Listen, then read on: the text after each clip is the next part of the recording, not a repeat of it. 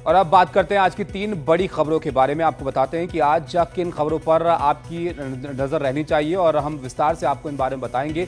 जम्मू में अमित शाह आज होंगे, कठुआ में बॉर्डर आउटपोस्ट विनय का वो दौरा करेंगे। 3 दिन के दौरे पर वो यहाँ पर हैं और सुरक्षा व्यवस्था की समीक्षा भी यहाँ पर गृहमंत्री करने वाले हैं। और दूसरी खबर के तहत आपको बता दें, बिहार के बेगूसराय में कन्हैया कुमार की यात्रा में आज राहुल गांधी शामिल होने वाले हैं। उन्होंने यात्रा में शामिल होने वालों से अपील की है कि वो सफेद टी शर्ट पहनकर आए और डिटेल्स आगे आपको देंगे।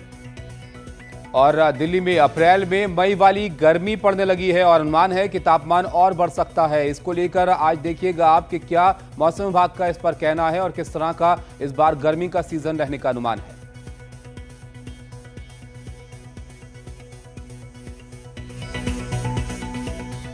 और अब दिल्ली के कैंट इलाके से एक सनसनीखेज वारदात की खबर सामने आ रही है। बीच सड़क एक लड़के ने लड़की पर चाकुओं के ताबड़तोड़ कई वार कर दिए। बाद में लड़के ने खुद को भी चाकू मार लिया। दोनों की हालत फिलहाल गंभीर बनी हुई है। वहां मौजूद लोगों ने पुलिस को कॉल किया। दोनों को अस्पताल ले जाया गया है और बताया जा रहा है कि दोनों की हालत अभी गंभीर है। बता दें, यह हादसा हुआ है दिल्ली में, जहां बीच सड़क पर एक लड़के ने एक लड़की पर अटैक किया। उसने चाकुओं की बौछार इस लड़की पर कर दी। पश्चिम बंगाल से खबर है। यहां पर बीजेपी अध्यक्ष सुकांत मजूमदार का बड़ा दावा सामने आया है। कोलकाता में रामनवमी की शोभा यात्रा पर हमला हुआ है, ये उनकी तरफ से कहा गया है। वाहनों पर पत्थरबाजी की गई है। सुकांत मजूमदार ने ये दावा किया है और हिंदू भक्तों पर हमला किया गया। सुकांत मजूमदार ने पुलिस पर भी निशाना साधा है। कोलकाता पुलिस खामोशी से सब देख रही थी। ये बड़े आरोप उनकी तरफ से लगाए गए हैं। ये वीडियो भी सामने आया है जिसमें ये गाड़ी का कांच टूटा हुआ है और इसके साथ ये दावा किया जा रहा है कि रामनवमी के जुलूस पर यहाँ पर हमला किया गया, शोभा यात्रा पर, और इसमें ये गाड़ियों को नुकसान हुआ है और पत्थरबाजी यहाँ पर करने का आरोप लगाया गया है।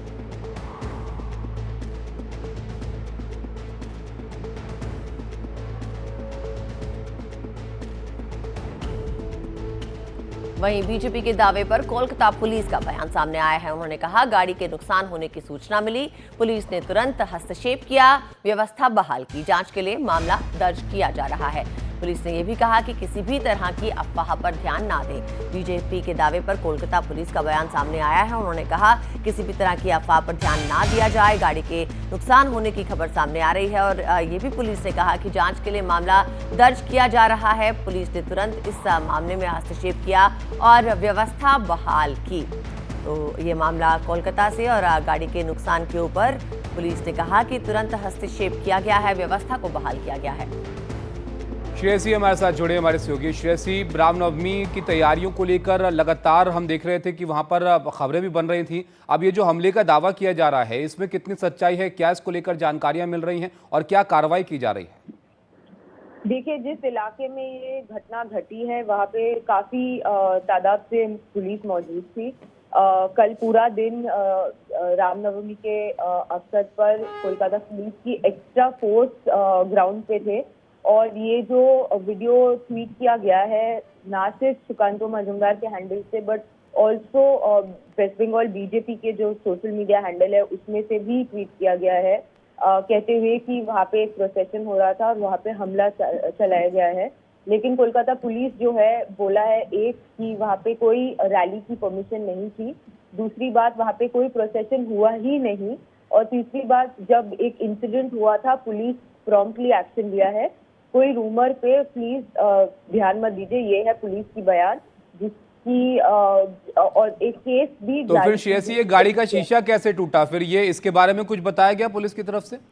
जी नहीं, तो पुलिस ने वही कार्रवाई शुरू की है। वहाँ पे केस दर्ज हुई है, साउथ ईस्ट डिवीजन के अंडर आता है कोलकाता पुलिस की, और जैसे इन्वेस्टिगेशन होते हैं क्योंकि वहाँ पे हर जगह पे सीसीटीवी कैमराज है और पुलिस फिर बताएंगे कैसे वो गाड़ी का कांच टूटा है। बहुत शुक्रिया आपका सब जानकारी के लिए। तो यहाँ पर दावा यह किया गया है कि यहाँ पर हमला हुआ जब रामनवमी का शोभा यात्रा निकल रही थी, लेकिन पुलिस उससे अलग यहाँ पर इस बारे में बता रही है। फिलहाल इस मामले की अब तफ्तीश यहाँ पर की जा रही है। चलिए आगे बढ़ते हुए आपको बता दें, केंद्रीय गृह मंत्री अमित शाह 3 दिन के जम्मू कश्मीर के दौरे पर कल जम्मू कश्मीर पहुंचे। आज अमित शाह कठुआ जिले में अंतर्राष्ट्रीय सीमा पर बीएसएफ की विनय सीमा चौकी का दौरा करेंगे और क्षेत्र में समग्र सुरक्षा स्थिति की समीक्षा करेंगे। इसके बाद वो जम्मू कश्मीर के शहीद पुलिस वाले के परिजनों से मिलेंगे और उन्हें नियुक्ति पत्र सौंपेंगे। आपको बताते 23 मार्च को कठुआ जिले में आतंकवादियों से लड़ते हुए 4 पुलिसकर्मी शहीद हो गए थे। दोपहर बाद वो श्रीनगर के लिए रवाना होंगे। अमित शाह उनका कल श्रीनगर में राजभवन में विकास परियोजनाओं का कार्यक्रम है, वहां पर परियोजनाओं का जायजा लेने के लिए वो पहुंचने वाले हैं। हमारे संवाददाता राजीव रंजन इस खबर पे हमारे साथ बने हुए हैं। राजीव, बताइए, अमित शाह जम्मू कश्मीर पहुंच चुके हैं, अब आगे क्या कार्यक्रम रहने वाला है? देखिए, केंद्रीय गृह मंत्री का ये बहुत अहम दौरा है, खासतौर से नई सरकार बनने के बाद पहली बार दौरा है, जहां वो जा रहे हैं हीरानगर, कठुआ और जम्मू के बॉर्डर की बात करें, एक आउटपोस्ट पर दौरा करने जा रहे हैं। यानी जो पाकिस्तान से लगी हुई जो सीमा है वहां पर दौरा करने जा रहे हैं, जो बीएसएफ वहां निगरानी करे। और हाल के दिनों में इस तरह की बातें निकल के आ रही है कि क्या इधर से वो जो घुसपैठ हुआ था 23 मार्च को, जो आतंकी जो आए हुए थे जिन्होंने हरकत की और उनके साथ इनकाउंटर हुआ, 4 पुलिस वाले शहीद हुए थे, तो सारे हालात का जायजा लेंगे। और खासतौर से इधर हाल के दिनों की बात करें, पिछले 4-5 महीनों की बात करें तो लगातार इस इलाके में जो कठुआ के इलाके है, हीरानगर के इलाका है, जम्मू इलाका है, डोडा उधमपुर जो हायर रीचेज है, वहाँ आतंकी जो घटनाएं बढ़ी है, तो उससे कैसे निपटा जाए, इन सारे रणनीति को चर्चा करेंगे। और सबसे बड़ी बात आपको बता दें कि दोपहर बाद जो है राजभवन में उन परिवार वाले से मिलेंगे, खासतौर से जम्मू कश्मीर पुलिस के उन परिवार वालों से मिलेंगे जिन्होंने आतंकियों से लड़ते हुए शहादत दी। और खासतौर से जो फोर्सेस के मोराल की बात करें, एक बहुत बड़ी बात होती है कि जो केंद्रीय गृह मंत्री खुद उनसे आ रहे हैं, उन परिवार वाले से मिल रहे हैं जिन्होंने अपनों को खोया है, और उनके जो परिजन है उनको नियुक्ति पत्र भी दे रहे हैं। और इसके बाद आपको बता दें कि कल जो है गृह मंत्री जो है श्रीनगर में पूरे सुरक्षा हालात का जायजा लेंगे, यूनिफाइड कमांड की बैठक है और विकास परियोजनाओं की भी समीक्षा करेंगे। बिल्कुल, बहुत शुक्रिया राजीव आपका सब जानकारी के लिए। तो यहाँ पर शहीदों के परिवार से वो मिल रहे हैं, विकास परियोजनाओं का जायजा लेंगे, सुरक्षा व्यवस्था का भी जायजा लेंगे। तो ये काफी व्यस्त दौरा है गृह मंत्री का। यहाँ पर आगे बढ़ते हैं और अब बात करते हैं मौसम की। इस बार की गर्मियां बहुत गर्म रहने वाली हैं। अनुमान यह है कि यहाँ पर तापमान अभी से ही बढ़ना यहाँ पर शुरू हो जाएगा। दिल्ली में अगले 3 दिन तक गर्मी को लेकर मौसम विभाग ने येलो अलर्ट तक यहाँ पर जारी किया है। इस दौरान पारा 42 डिग्री तक पहुंचने का अनुमान है और मौसम विभाग ने लू चलने जैसी स्थिति की भी आशंका यहाँ पर जताई। आपको ये भी बता दें कि दिल्ली में कल अधिकतम तापमान 38.2 डिग्री दर्ज किया गया था और ये सामान्य से करीब 3 डिग्री ज्यादा है। दिल्ली के अलावा अगले 4-5 दिन तक राजस्थान, हरियाणा, चंडीगढ़, पंजाब में भी गर्मी का कहर दिखाई देगा। राजस्थान के बाड़मेर में कल पारा 45.6 डिग्री तक पहुंच गया था और देश के 21 शहरों में कल तापमान 42 डिग्री से ज्यादा था।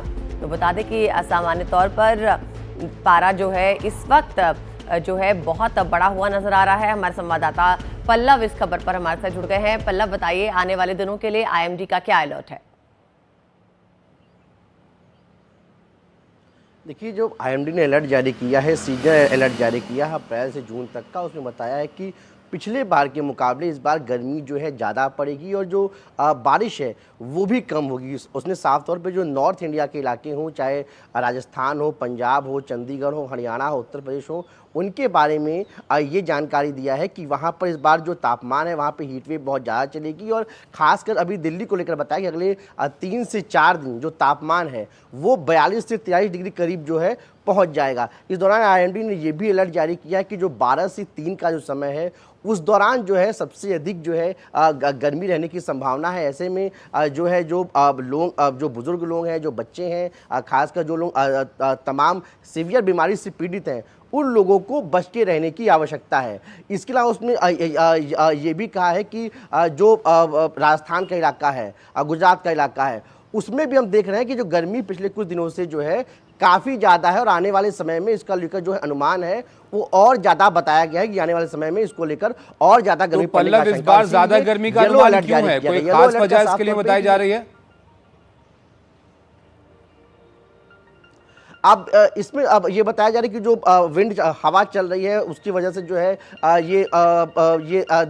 ये जो गर्मी है वो सामान्य से जो है पिछले बार के मुकाबले ज़्यादा है। क्योंकि अभी ये सीजनल जो उन्होंने अलर्ट जारी किया, क्योंकि कई बार हमने ये भी देखा है कि अभी जो 3-4 दिन को लेकर जारी किया है मतलब हालांकि अब जाने तो अप्रैल से जून तक का है, इसमें बताया गया है गर्मी ज़्यादा रहेगी, लेकिन जो अभी का बताया गया है उसमें ही बताया गया है कि ये जो गर्मी है वो ज़्यादा है। खासकर जो नॉर्थ इंडिया के इलाके हैं, जो अन्य इलाके हैं, वहाँ पर ऐसी स्थिति जो है नहीं रहेगी। और गुजरात और राजस्थान यहाँ पर जो है सबसे अधिक जो है गर्मी रहने की का जो है अनुमान जो है बताया गया है। जी पल्लव, बहुत बहुत शुक्रिया पल्लव इस जानकारी के लिए।